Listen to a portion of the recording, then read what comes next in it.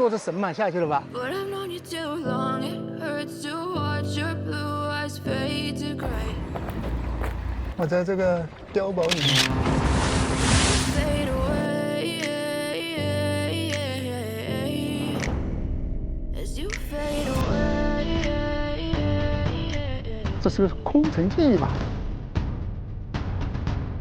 哎，这下面真的有泉水了，跳下去了。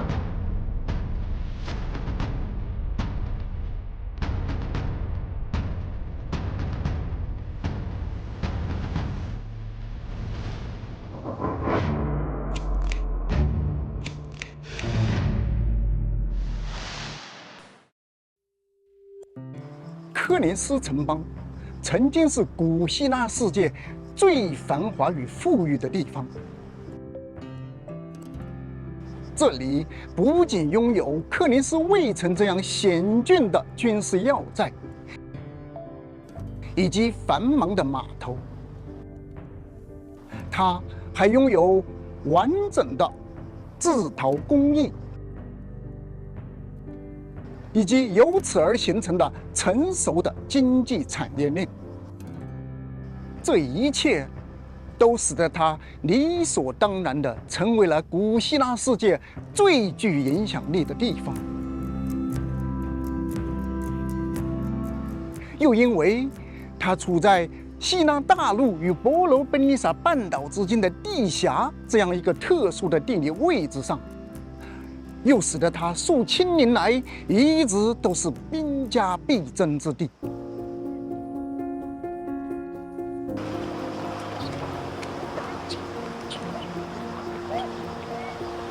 基于战略与经济的双重考量，从公元67年古罗马皇帝尼禄试图挖通柯林斯运河开始，直到1893年运河最终开通的1000多年里，每一次动工开挖之后，无一例外的都有随之而来的地震发生在这里。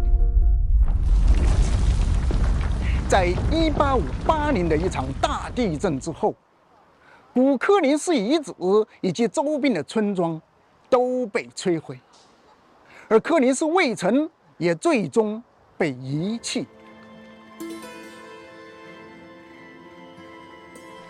直到现代，这条曾经名噪一时的柯林斯人工运河，除了能供小型船只通过，也只能作为景点供游人观光。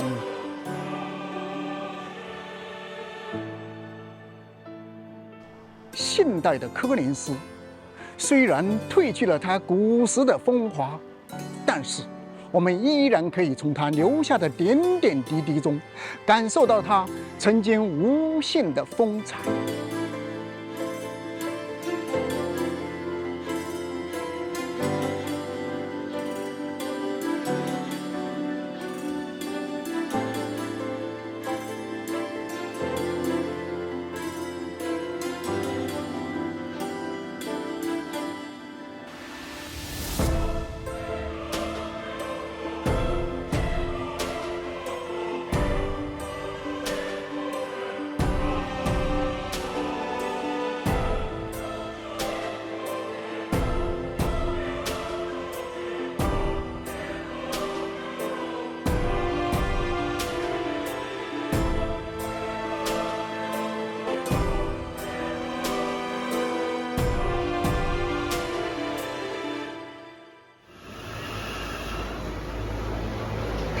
Ένα κουλούρι, αυτό το μεγάλο πετόνο, ένα, ναι, και 4 νεράκια.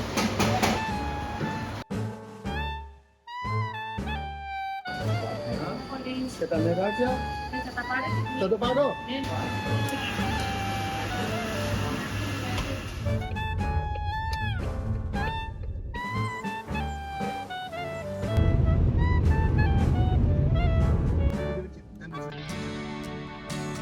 远处山顶上那一个就是柯林斯卫城，再往前我们就到了这个运河了。过了这座桥，我们就进入伯罗奔尼撒半岛。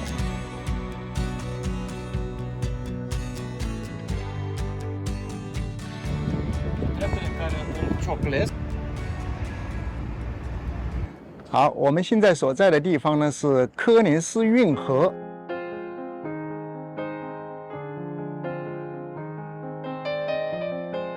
这一个地方呢，离雅典呢大概是1个小时的车程。它也是从雅典通过陆地进入伯罗奔尼撒半岛的必经之路。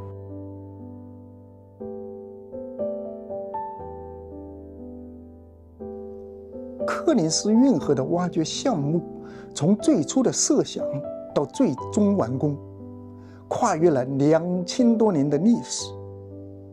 早在公元前7世纪，当时的科林斯统治者贝利安多斯就提出了挖通科林斯运河的设想。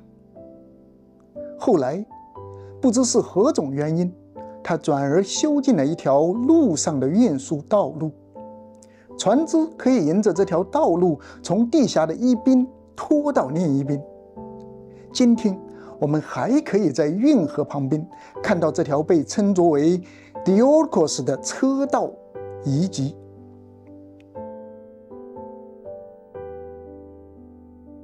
根据历史学家普鲁达霍斯的记载，凯撒大帝也曾考虑过在科林斯地峡开凿运河，但在项目开始之前他就被暗杀。公元40年，罗马皇帝卡尼古拉委托埃及专家重启项目后，他也遭到了暗杀。早在古罗马时期的尼禄皇帝时期古罗马的这些跟亚洲之间的这些交通，海上的交通线路呢，如果为了节约更多的时间呢，他们是可以通过这一个运河现在所在的这个线路，从爱奥尼亚海通过最窄的这一个陆地吧，当时抵达爱琴海，进入雅典，再到小亚细亚。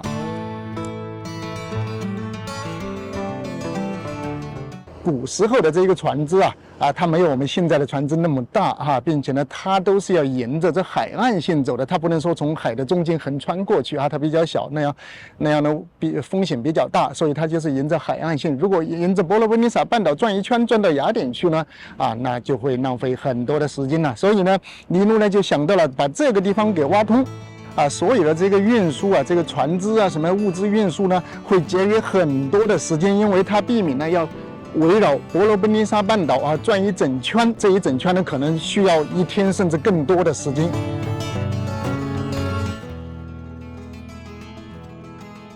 公元67年，尼禄皇帝亲自用一把金镐头破土为这项工程奠基，再由6000名奴隶组成的工程队开始从两侧挖掘。据记载运河挖了大约700米时，尼禄在岸边制作了纪念浮雕。今天在运河开凿处仍可以见到这个浮雕的残迹。但工程开始1年之后，尼禄皇帝自杀，该项目被迫停止。直到1830年，希腊正式独立之后，希腊政治家 Ioannis Kapodistrias 重启科林斯运河项目。次年， Kapodistrias 也在那不勒被刺杀。随后接手该项工程的2家公司也都忽然破产。最后1890年接手科林斯运河建设的公司，也在1893年工程完工之后遇到了严重的运营危机。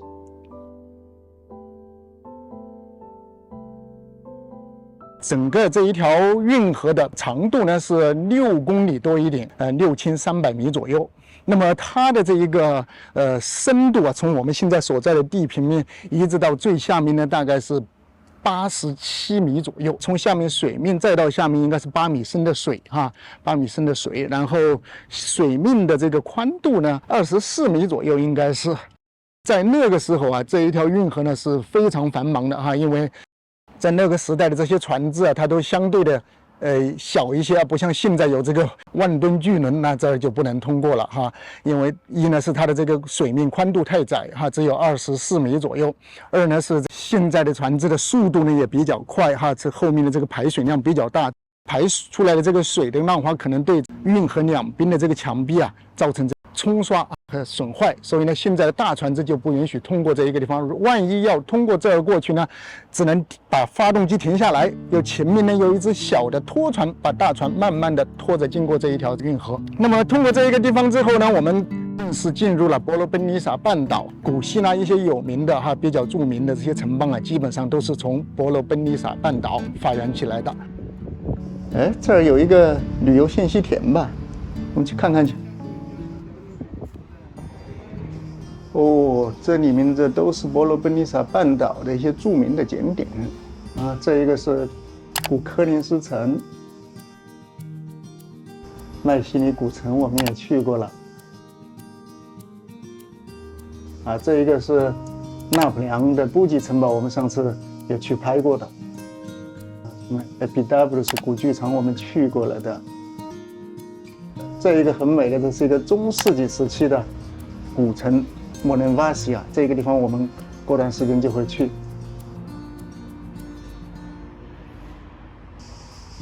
威鲁因洞，啊，这个洞也挺深的。这个洞里面，你看要坐船，记得好像还有小火车进去吧，特别深里面。梅斯尼亚也是一个很著名的一个，古代很著名的一个地区哈。这一个就是柯林斯卫城的城门了。伯罗奔尼撒半岛这一个出土匪的地方，马尼啊，非常彪悍的一个地方。I know you told your friend you're not okay, and tell me what's wrong and why you never said you felt that way. Guess you're trying to stay strong and fake a smile until I look away. But I've known you too long. 那走吧，我们就去柯林斯卫城瞧一瞧。坐着过去。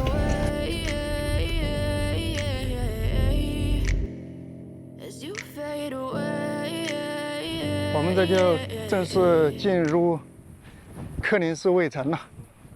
上面今天的风不小，哎呦，这么大风！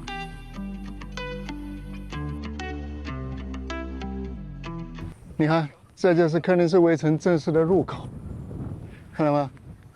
看这入口正常的是往这儿，在山岩下面、岩石下面过去，但是因为上面的岩石上面一掉石头，危险，所以现在改成从这儿过去了。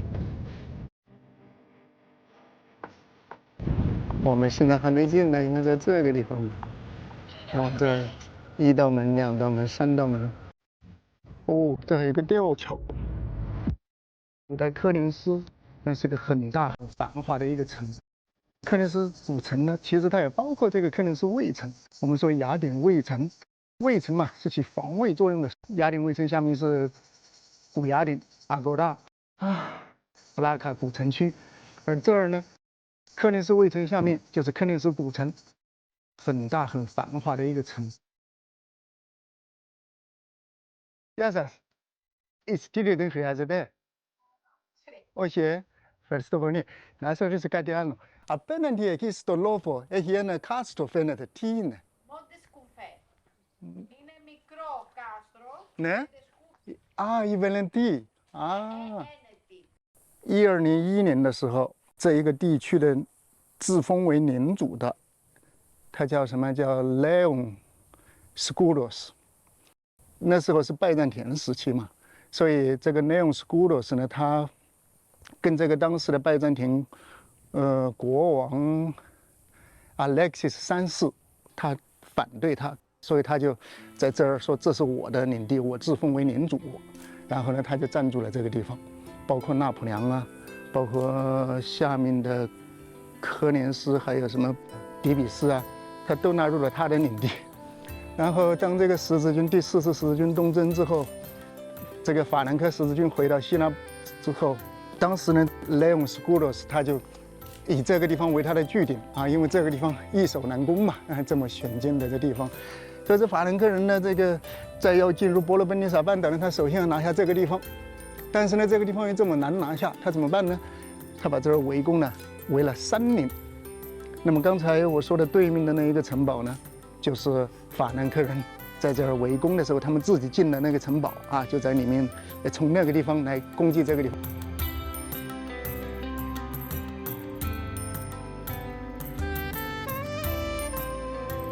那一个是出了这个山之后最高的一个顶嘛，他们就从那个顶上用什么炮火什么来跟他们互相对抗。最后呢，在1208年的时候，这法兰克人一边围攻这儿呢，一边也在其他拿下了很多其他的地方，所以最后呢，这一个 Leon Scudos 他已经绝望了，他觉得这个城堡肯定是要被法兰克人攻下了。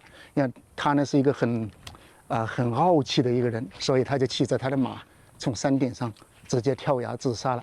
自杀之后，他剩余的这人还把这个城堡又守卫了1年多之后，这法兰克人才最后拿下这个城堡。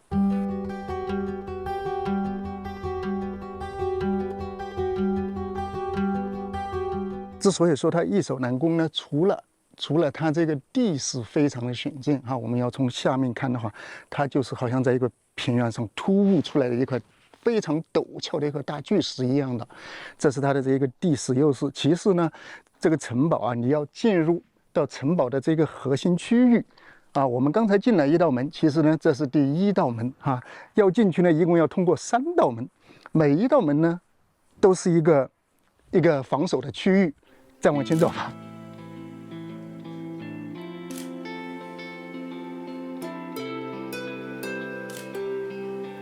我们现在马上就抵达第2道门了。手表告诉我说，到这儿已经爬了10层楼了。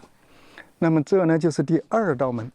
这个拱形的门框上面有一个正方形那个正方形里面呢，曾经有过一个这个狮子的浮雕。所以呢，它呢属于是威尼斯人在这儿建的。那么，我们这第1道门跟第2道门都是后期在威尼斯或者说奥斯曼人他们的那个时代建的。我们过了这1道门之后呢，再进的第3道门就是这一个城堡古时候的就是公元前的它的原始的这一个大门。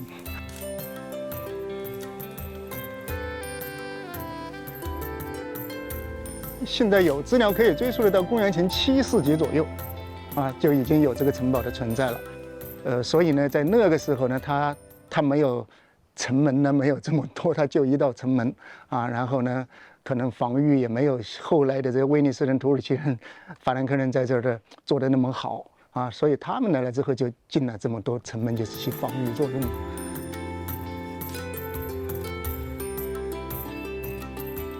2道门这儿来了。考古学的角度来说呢，这一个城堡它事实上是很难精确的判断，比如说哪一个城门是在哪一年、什么时代建成的为什么呢？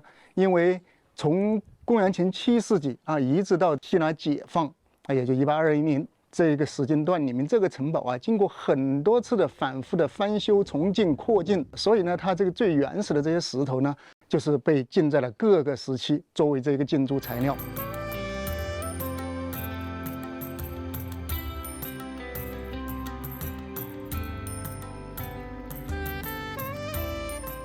石头上长这种黄色的斑，海拔达到一定的高度，空气没有污染的时候，这种石头上它才会长这种东西。如果说他不了解这个城堡，他攻了1道门，攻了第2道门，面对第3道门的时候，他都会想：我攻进这1道门之后，还有没有多少个门呢？对不对？那我这人这1道门都被他们给消灭，所以呢，可能会心理上他也会有一种压力吧。那儿对着有一门炮呢，这门炮还正好就是对着，嘣！这个炮在这点火的，把药填充进去，把那个金属片或者什么小钢珠之类的东西吧，和药一起填充进去之后，在这点火，然后就爆炸就冲出去了。我在这个碉堡里面、城楼里面感受一下。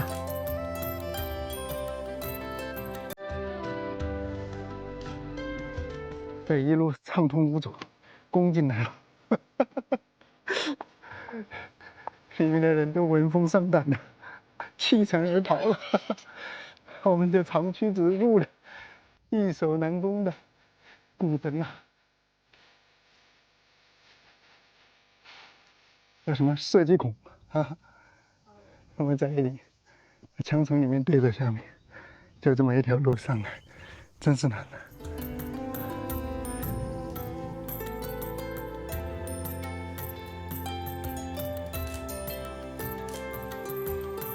你看，我们现在已经到了第3道城门的门口了啊！你有没有发现，如果说这一个敌人想攻进这座城，他首先要经过前面的2道城门。这2道城门呢，它作为防御工事呢，在2道城门前面的这一个地方，敌人呢几乎是无处藏身的，对吧？都是一个广场啊！你要想过来，我这城门2边都是枪啊炮都架着，你要过来就是一种直接送死，除非你从悬崖上爬上去，啊，悬崖上呢也都是一些城墙，也非常陡峭，所以当你进入第1个城门，你还没进来啊，就算你最后硬攻进来了，你也肯定是死伤很大。然后你在攻进之后，进入了第1个跟第2个城门中间的时候，你又暴露在了这个守军的这个枪炮的这个范围之内，无处藏身，对吧？就算你再厉害，你第2道门也攻进来了，到第3道门的时候，前面还是一个这样的广场，那么它在周围一圈都是枪炮的孔，就对着这个广场，是吧？就非常非常的难攻。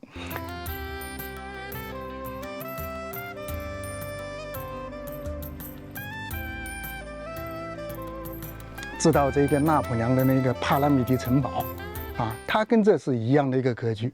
帕拉米蒂城堡说有这一个7个，还是9个这一个城堡组成的啊，整个一个帕拉米蒂城堡。你攻进每一个城堡，你拿下一个城堡之后，你就暴露在一个广场上，你并没有说真正的攻进它城堡的核心。这个城堡呢，因为它也是威尼斯人建的嘛，这就是他们的建筑风格吧，对吧？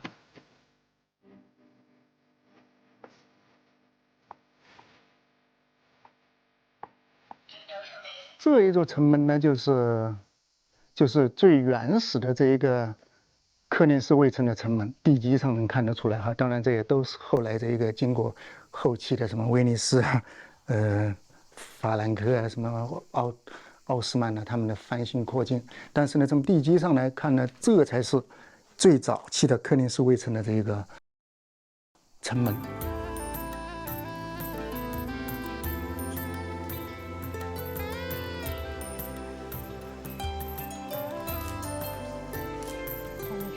跟这个石头的这一个风化程度，你来看最下面的这一个，这风化成这样呢，这个就是最早期的，也许公元前6世纪、7世纪。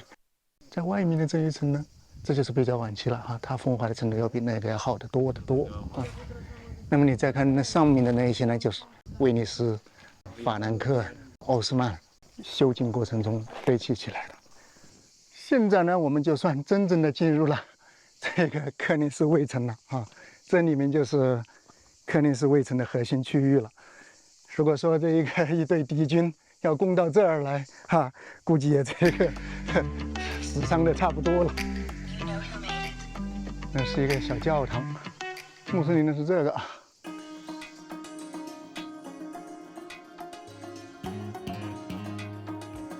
这是奥斯曼时期的一个公共浴池这儿是一个奥斯曼人的清真寺所小的，我进去瞄一眼，应该是在1876年的时候，威尼斯人就在前往雅典的途中，就把这个地方先拿下了。这个小清真寺呢，好像就是被威尼斯人用来存放军火的，就他们一个小型的军火库。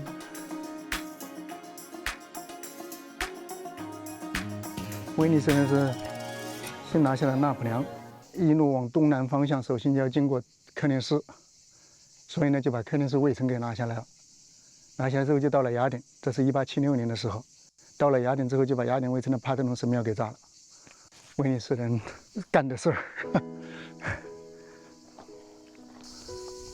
这是那吧？是奥斯曼人的一个泉水的那个水源，是那儿还是这儿？我这儿没什么痕迹这儿或者那儿，它没啥标识，泉水在这儿出来，看上去应该是。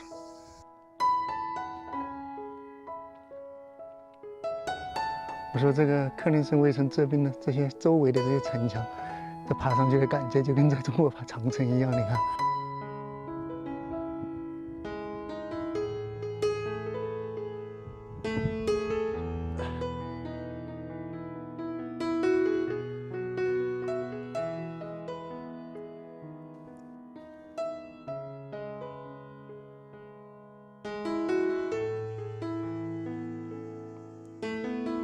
上面的这些壁画呢，肯定是属于是拜占庭时期的。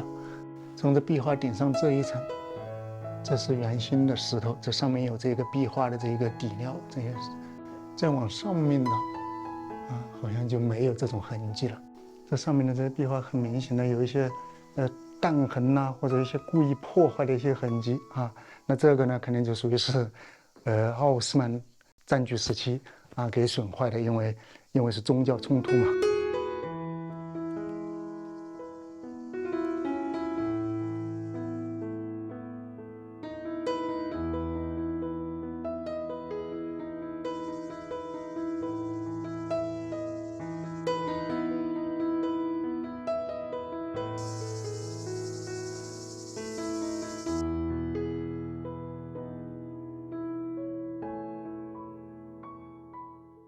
那么它为什么这么繁华呢？一是它的地理位置它这一个从爱奥尼亚海到这个爱琴海，进入雅典，甚至进入小亚细亚，都必须通过科林斯科林斯那时候呢，可能就是通过这个科林斯的这一个运河的这个地方，没有运河之前呢，就是拖船嘛，反正这就是一个货物中转站的这么一个地方。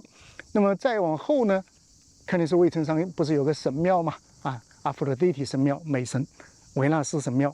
那么这个神庙呢，它有一种很这情味的文化那么它就是这个有庙祭或者说官祭正因为有这一个呢，让这个地方呢就变得更加繁华并且富有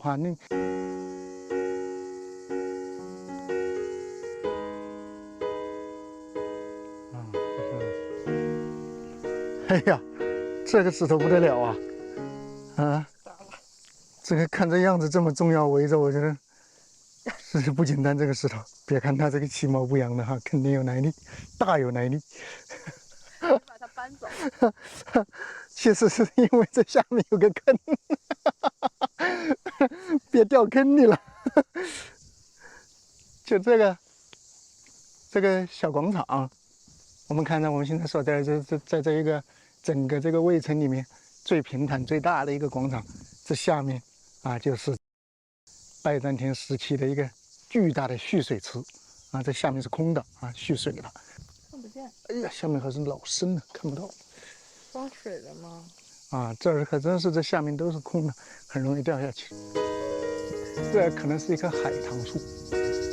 啥？上面结果了。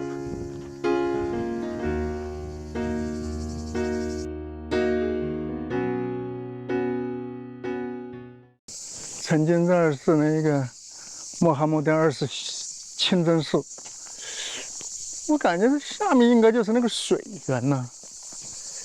这个清真寺是不是搞错地了？我感觉，那就是那个清真寺没名字你刚才看的是那个方向的清真寺，这就是那个泉眼了，厉害厉害！哎，这下面真的有泉水了水咕嘟咕嘟的流呢，在那个岩石缝里。有一天的这个河神阿索波斯的闺女埃伊娜被宙斯俘虏走了然后呢这一幕呢被这个西西弗斯看到了。西西弗斯是当时这个地方的国王，西西弗斯没有告诉任何人，就这么看着过去了。但有一天呢，这个河神阿索波斯呢就找他自己的闺女嘛，找到这儿来了，正好碰到这个西西弗斯国王了，就问他说：“你有没有看到我的闺女这一个埃伊娜？”那西西弗斯就找到机会了嘛，就说：“我是知道这个你的闺女在哪儿，但是呢，我告诉你之前呢，你得在我这个山顶上给我开一眼泉水。”阿索波斯就这一个给西西弗斯开了这一眼泉。山顶上有水了。西西弗斯就告诉了这个阿索波斯，他的闺女埃伊娜被宙斯俘虏到了什么什么地方，他就上那来找他闺女去了。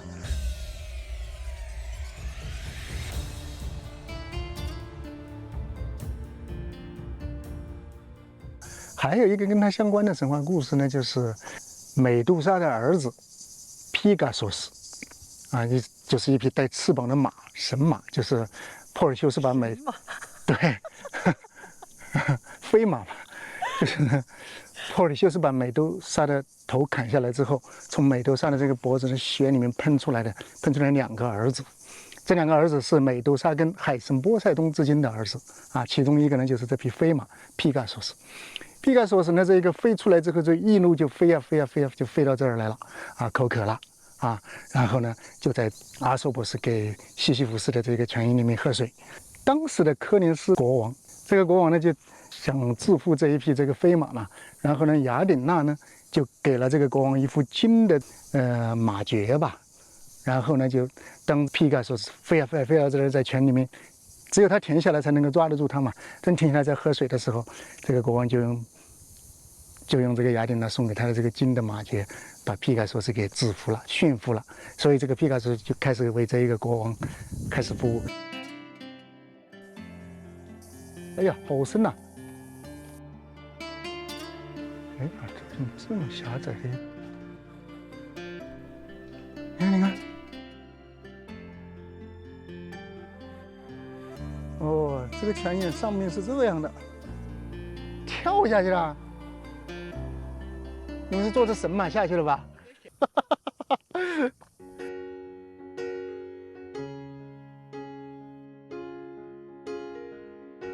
就那个美神庙那看看去。这儿就是柯林斯卫城的最高点，也就是曾经的美神阿弗洛狄忒的神庙。柯林斯的国王在雅典娜的帮助下抓住了那个飞马皮嘎索斯的，这一个地方呢献给了美神阿弗洛狄忒。然后呢，女巫美狄亚就在这儿为美神阿弗洛狄忒建了这一座神庙。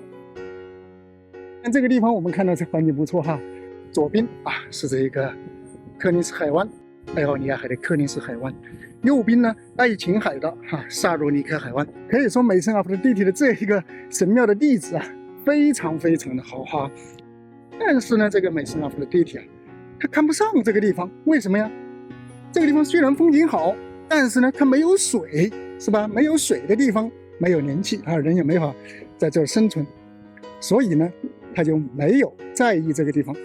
那么再往后，西西弗斯跟这个阿索波斯的交换下，让这个地方有了第一座泉眼，这个地方呢才开始变得兴旺起来了。那么美神阿弗洛狄忒神庙呢，来敬拜他的这信徒呢也越来越多，这个地方就变得越来越兴旺。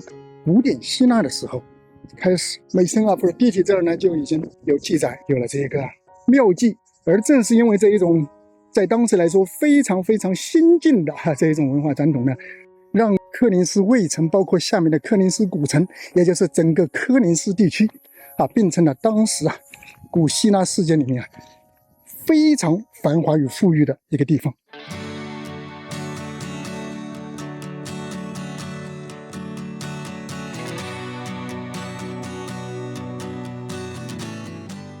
公元前8世纪，柯林斯是希腊的一个穷乡僻壤的小地方，由瓦基亚的家族统治。在此期间，柯林斯成为了一个统一的城邦，并修建了神庙和卫城。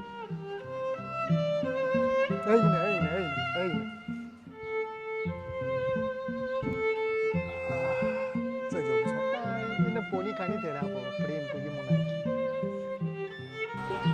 使徒保罗在柯林斯住了1年半，在这儿建立了他的教会嘛，所以使徒保罗呢就是柯林斯的主保圣人，而今天还是明天就是他的节日，所以这是柯林斯人的非常盛大的一个宗教节日。走吧，看看这公元前657年，执政官 Kypselos 得到德尔菲神谕说他应该统治这座城市，于是他夺取了政权，并流放了瓦基亚的家族。从此，柯林斯被 Kypselus 统治了30年之久，而后由他的儿子贝利安多斯统治，直到公元前581年，也就是他第一个提出了对柯林斯运河的开凿计划。有关古典时期繁荣的柯林斯古城，在我的另一个视频里有详细的介绍。